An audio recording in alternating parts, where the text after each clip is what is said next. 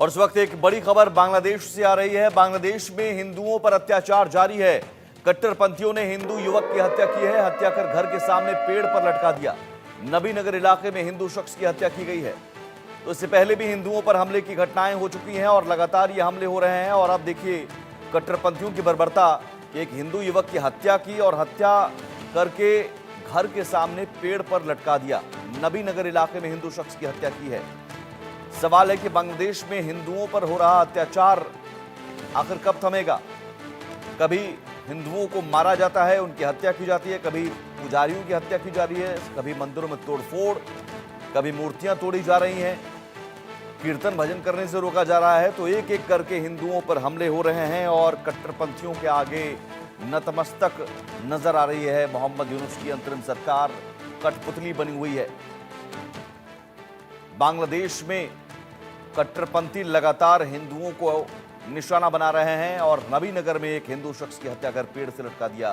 रैनिक दत्ता हमारे साथ जुड़े हुए। रैनिक, ये थमने का नाम नहीं ले रहा है और कट्टरपंथियों को इतनी खुली छूट मिल गई है कि अब वो न सिर्फ हत्या कर रहे हैं बल्कि हत्या करके शव को पेड़ से लटका दे रहे हैं। एक संदेश देने की कोशिश कि तुम कुछ नहीं कर पाओगे।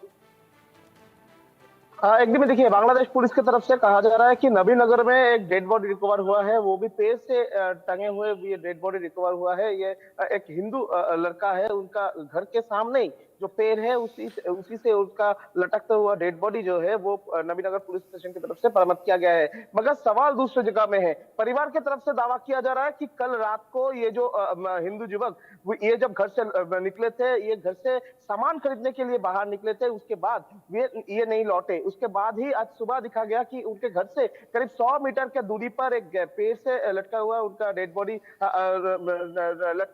लटका हुआ मिला। और इसी को देखते हुए परिवार का दावा है कि उनको पीटा गया है और उनका ये जो डेड बॉडी का शरीर में बहुत सारे जगह पर निशान भी मिला है। और इसी को देखते हुए परिवार का दावा है कि इसके ऊपर पहले से ही थ्रेट था और अभी इनको पीट कर इनको टांग दिया गया है। इसी जगह से सवाल आ रहा है कि बांग्लादेश में लगातार जो ये हिंदुओं के ऊपर हमले का घटना घट रहा है, इसको ये कब रुकेगा? इंटरिम गवर्नमेंट की तरफ से इस तरीके का घटना रोकने के लिए कोई एक्शन क्यों नहीं लिया जा रहा है? ये सवाल ही अभी मोहम्मद यूनुस के ऊपर आ रहा है, क्योंकि लगातार अगर देखा जाए तो अगस्त महीने से इंटरिम गवर्नमेंट फॉर्म होने के बाद से हिंदुओं के ऊपर जो आक्रमण वो दिन पे दिन बढ़ता नजर आ रहा है और कट्टरपंथियों का जो वो राज बांग्लादेश में अभी भी कायम है।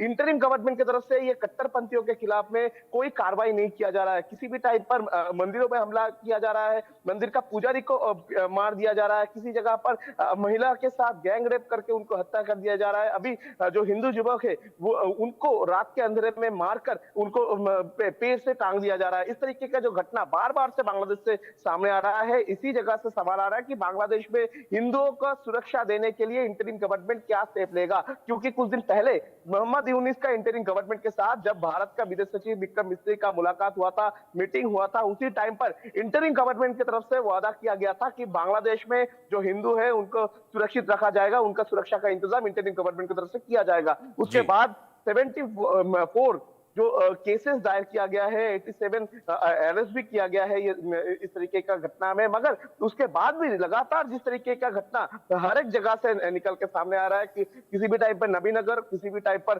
चिटागोंग, किसी भी टाइम पर मनमोहन सिंह, इस तरीके का जो जगह जो हिंदू ओरिएंटेड जगह है बांग्लादेश का, उस जगह से जिस तरीके का घटना सामने आ रहा है, हिंदुओं के ऊपर हमले का घटना जो सामने आ रहा है, ये घटना कब रुकेगा? इस तरीके का घटना को रोकने के लिए इंटरिम गवर्नमेंट की तरफ से क्या स्टेप लिया जाएगा, ये सवाल ही अभी आ रहा है। क्योंकि कुछ दिन पहले ही ministry of external affairs India की तरफ से एक रिपोर्ट पेश किया गया था जिसमें कहा गया था कि 8 दिसंबर तक 2200 माइनॉरिटीज के ऊपर हमले का घटना घटा है। मगर 8 दिसंबर के बाद से अभी तक जो लगातार तस्वीर बांग्लादेश से सामने आ रहा है उसमें साफ है कि ये जो 2200 का आंकड़ा ये दिन पे दिन बढ़ता नजर आ रहा है और बांग्लादेश में हिंदुओं का रहना अभी मुश्किल हो चुका है और कट्टरपंथियों का जो राज वो बांग्लादेश में कायम है। और इसको कायम रखने के लिए मोहम्मद यूनुस का इसमें इन्वॉल्वमेंट एकदम साफ नजर आ रहा है, क्योंकि कट्टरपंथियों के खिलाफ में मोहम्मद यूनुस की तरफ से हो या इंटरिम गवर्नमेंट, किसी भी तरीके से कोई कार्रवाई नहीं किया जा रहा है। और जो कट्टरपंथी है उनको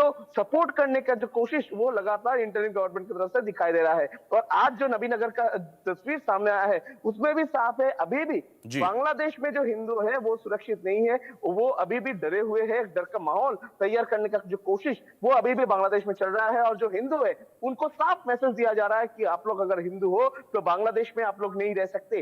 बांग्लादेश में हिंदुओं का खत्मा करने का जो कोशिश वो कट्टरपंथियों की तरफ से अभी किया जा रहा है। और उसी का नतीजा पर आज नबीनगर में इस तरीके का जो डेड बॉडी रिकवर हुए थे। सवाल ये रहने की पुलिस की भूमिका क्या होती है इस तरह की घटनाओं पर? इससे पहले ईसाई के घर जला दिए गए, उसमें भी पुलिस में शिकायत दर्ज कराई गई थी, धमकी के बावजूद पुलिस ने कोई कार्रवाई नहीं की। और इस तरह की हत्या, मर्डर की वारदात, रेप की वारदात, लॉ एंड ऑर्डर नाम की कोई चीज है?